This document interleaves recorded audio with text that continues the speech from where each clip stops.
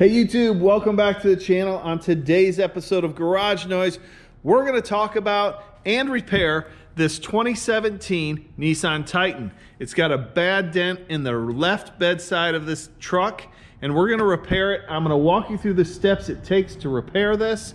Then I will show you how to fill it, block it, prime it, paint it, and clear it. And we're going to do it all today, so stay tuned. Listen up. Don't miss out on any of my how-to or instructional videos. Be sure to like, subscribe, and click the bell so you don't miss anything. If you want to build your skill and increase your knowledge, start now and subscribe to the channel. Okay, so the first thing we need to do is we need to remove this taillight. It's been sunk in right here. It's been pushed in. So we need to be able to remove this taillight to get this body line out and to pull the rest of this. Now, right now we're not going to remove the bumper, but we may do that later on. It's got some damage on this body line here. We need to pull that out. There's a few different ways we can pull this out or push it out. I'm going to show you a few different ways to do it, but we're going to remove the taillight, then we're going to grind this down to bare metal. Now, I'm probably going to weld some of these tabs on here on this body line and pull it out, but let's get this ground and the taillight removed.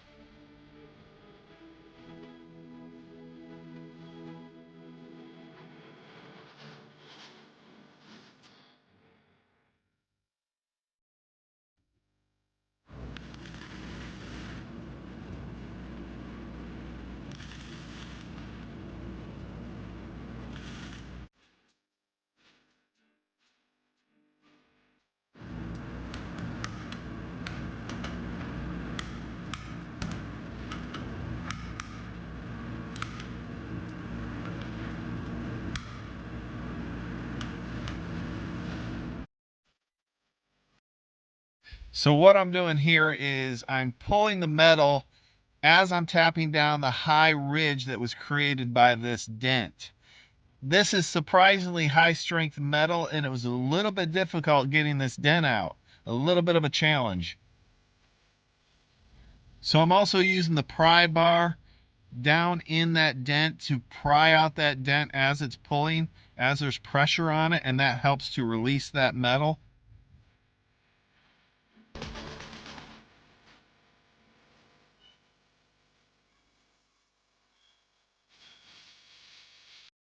Okay, so let's take a look at it. Looks like the dent is starting to come out. The bedside is starting to take shape. Now, while pulling this, it's opening up the gap between the tailgate and the bedside. And I'll have to address that after I get all of the dent removed.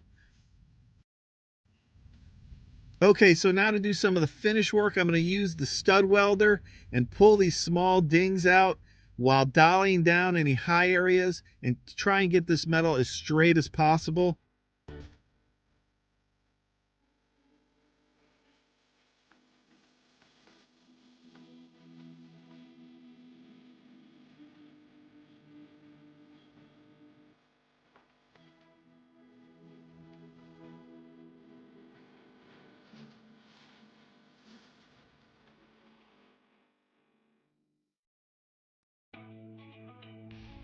Okay, so now I'm going to switch over to the G90E dent puller. This is great for doing some real fine finish work. I'm also going to dolly this metal around. I'm putting a pry bar behind the dent, and I'm using pressure and a body hammer to straighten out any low or high areas. And if you haven't seen the video on the G90E, check it out. I'll leave it at the end. It's just kind of an overview of it. I will have another video coming up soon on that tool. I figured out a few things of how to use it a lot better so it's more effective.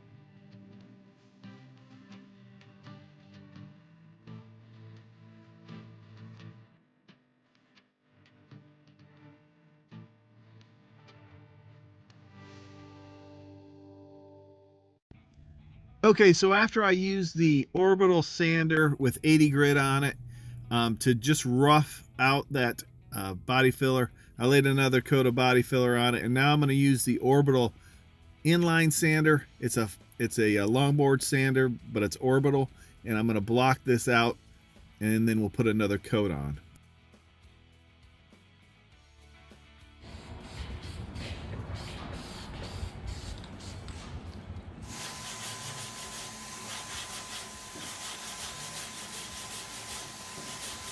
So I put a little guide coat on it to just see where I'm at, and we're going to use the long board with 80 grit on it just to block down this body filler, get it straight. I'm using an X pattern blocking technique. That's going to get it real straight.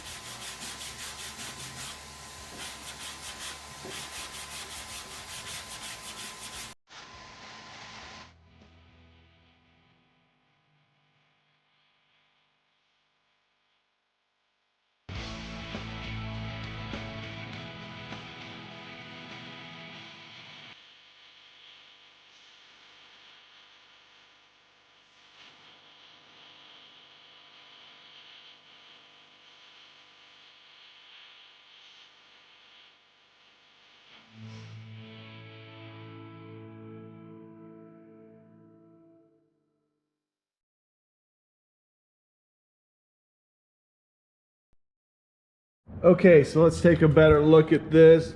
I got all the metal pulled out and filled it.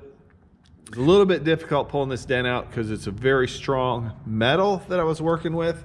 There was a couple creases right here. I did have to drill some holes in there to pull those out.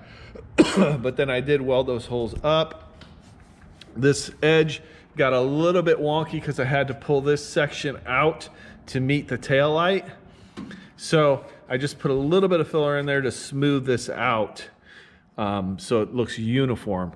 Now we're working on this body line here, and this body line comes down here and it runs right around here. Very subtle right here, but it's more pronounced right here. So we're going to create that body line. Also, there's like a square body line here, and you can see it right here. it goes here, and then it comes here, and then it runs down right here.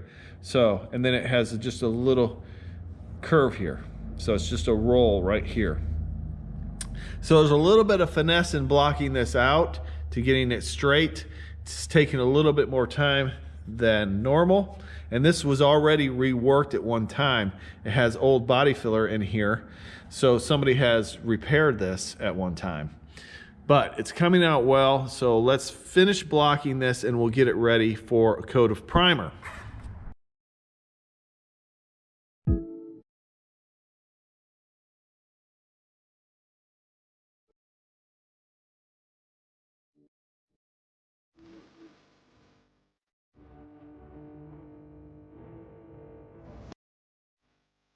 Okay, so now I've switched over to 180 grit sandpaper to start removing those 80 grit scratches when I'm blocking. Okay, so now you can see this is actually pretty straight right here. I've actually blocked to this body line, so you can see the body line that's formed right here. I need to block in here a little bit and get that straight, but I can tell that body line's in the right position. We're gonna block around here. Now it needs to be filled right here in this crease, which is it's very difficult because it needs a little filler just to transition it smooth in there. There's a little bit of a high spot here. We're gonna knock that down, and then a skim coat of icing in there is gonna take care of that. And then this should be about ready. Then we'll start removing all the heavy scratches before we prime it. We're just gonna smooth in a little bit of icing right here. We're gonna smooth in a little bit of icing right on the corner of this body line. Straighten that out. A little bit in here where there's a couple low spots. And then a section right here. And that should get us ready to do a final block and prime.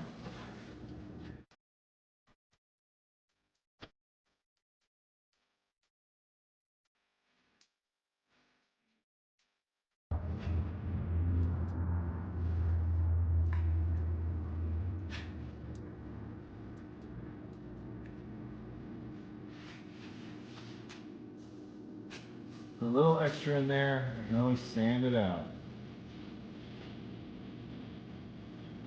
There we go. I'm gonna put a skim coat right here.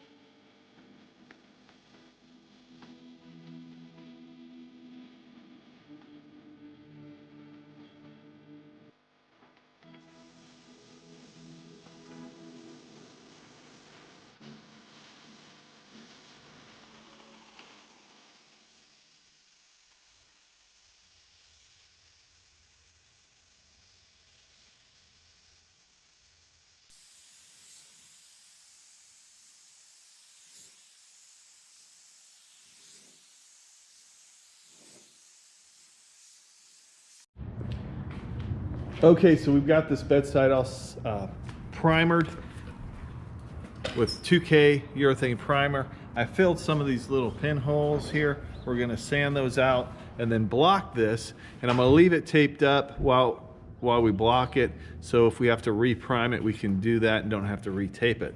So let's go ahead and get this done.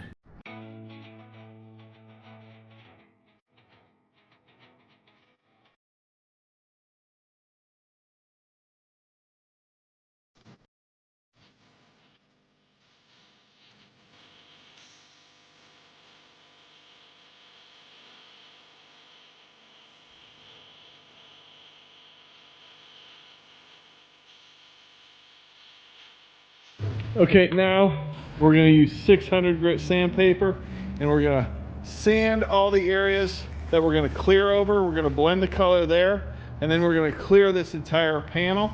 So I'm gonna sand that with 600 so the clear adheres properly.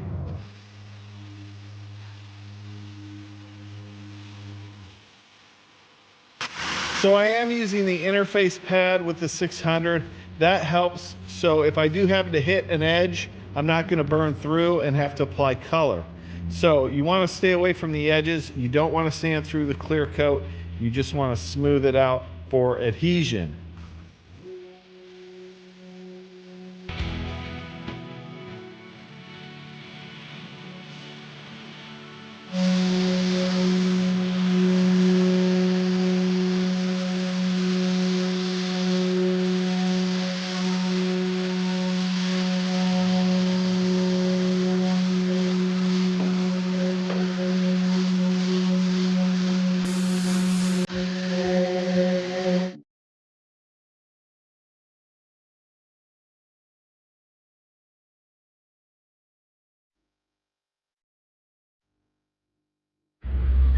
Okay, so now we have this all prepped out for paint. We've washed it with prep solvent. We're gonna tape it off now and get it ready to spray the first color on it, or the only color on it, before we clear it. So let's get that done.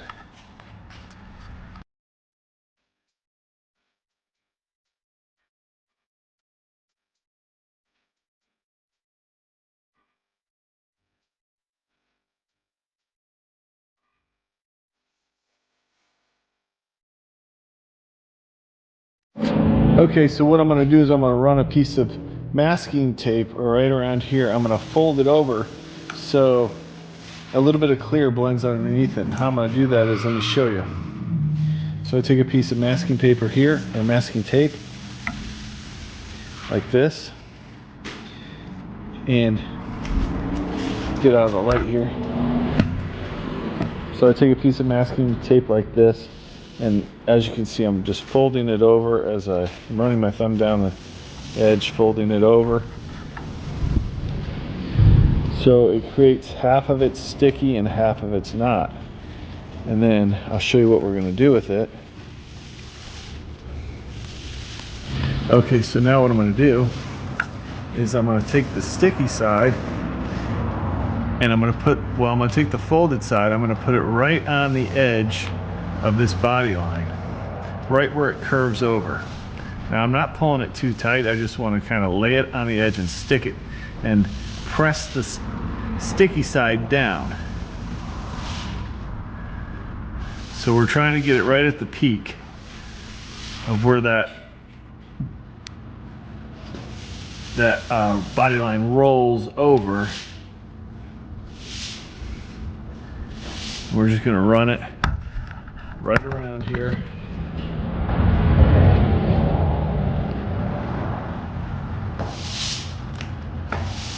That's how it should look. And what that does is when you're spraying clear, we're going to mask, see what we're going to do is we're going to mask a piece of paper here to cover this wheel and cover in here.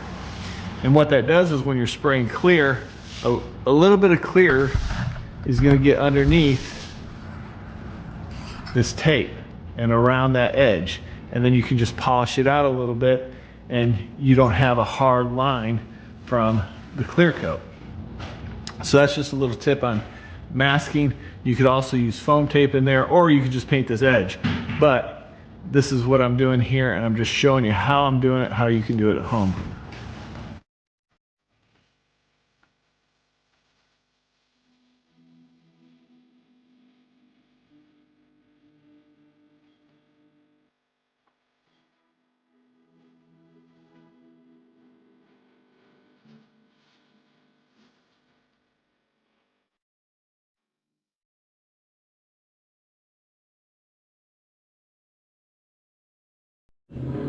Okay, so now we have it all taped up. We're going to tack rag it down, remove any dust or contaminants that have landed on this panel. Okay, so we have this all taped up, ready to spray. I'm going to spray the primered areas first.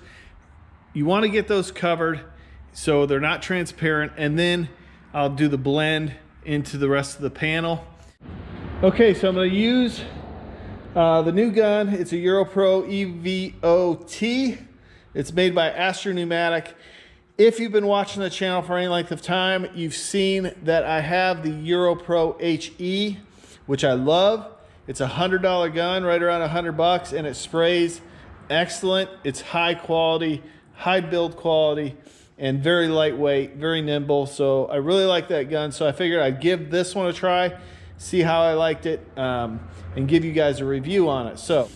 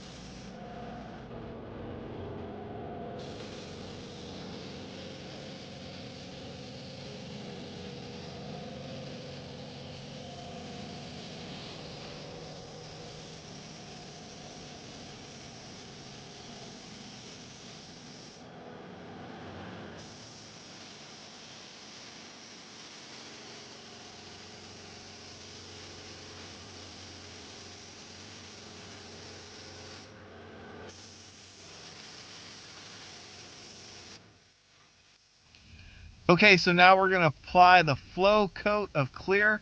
That's the final coat. Now, when you're clearing, I want you to overlap 75%. I want you to do consistent passes. You want a consistent distance from the panel. Whatever that may be, I recommend 4 to 5 inches. But you want to keep an eye on the clear, keep an eye on what it's doing.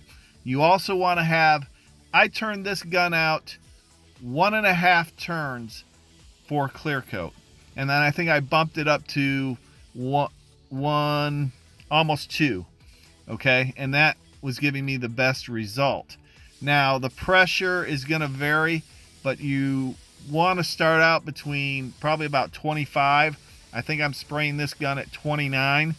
So if your clear is coming out dry or orange peely, then you need to adjust your gun. If it's orange peel that's coming out, then you need to turn the volume down just a little bit so you have less volume coming out and your air pressure up just a little bit. This is going to help it to atomize a little better and flow out a little nicer, okay? And then just the reverse if it's dry. Now, on the flow coat, as you can see, I'm going a little bit slower and laying it on a little bit heavier. It came out real nice. I think I had one minor run on an edge that I sanded out.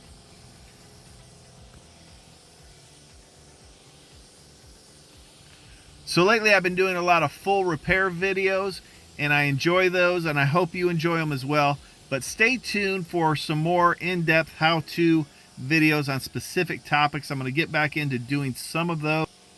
If you have any questions or comments, leave them down below and I will answer them. And if you want to help out the channel, there's a couple things you can do. You can share this video, like, subscribe, and hit the bell so you don't miss any future content. I appreciate you watching. We'll see you next time.